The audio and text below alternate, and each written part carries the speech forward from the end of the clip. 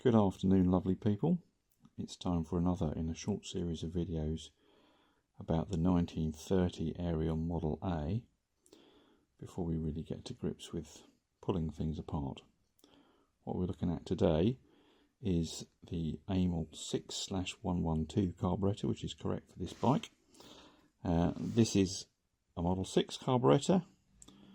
It looks a little bit like most other pre-monobloc Amal carburettors, but what tells us that this is the earliest Model 6 is because you can see the holes, sorry about my hand there, the holes in the bottom of the mixing chamber which let the pilot air in.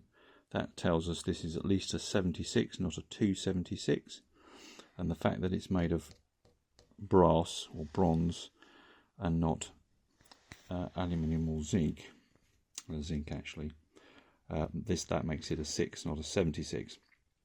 So as I said, it's the correct carburettor for the machine. It's got the long neck that is right for side valve machines. If I can just get the camera to focus on it rather than the gear change rod, which is a bit of a pain. But it's not in brilliant condition, as you might imagine. It's 95 years old, this thing, but it's got all its bits. You can see the two slides inside there and the bell mouth. The slides are, however, somewhat tired. Let's just put our finger in there. Oop. You just have a listen to that.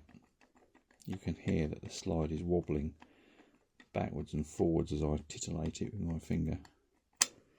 So that'll be going to Joe the Carb to get a new slide made up and the body board. Now, I do have a 276 on the shelf, which I could practice with and maybe do that myself, but Joe doesn't charge very much for doing this job, which he does day in and day out, and I'm frankly not that brave.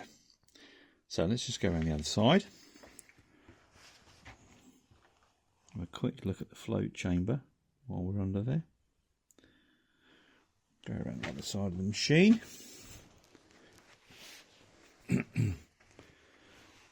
And there we can see the correct Type 14 top feed float chamber, which is spot on for this bike. I'm so lucky this bike has hardly been molested at all. There's loads of fasteners missing, but essentially it is completely original. That's the tickler just there, that little button. No idea what's inside the float chamber, and unfortunately its top is a little bit mangled, but that's called character. We won't be changing that at all. Okay, so more on the carburettor much later on when I get it cleaned up and it's been to Joe's and back. Thank you very much for your time.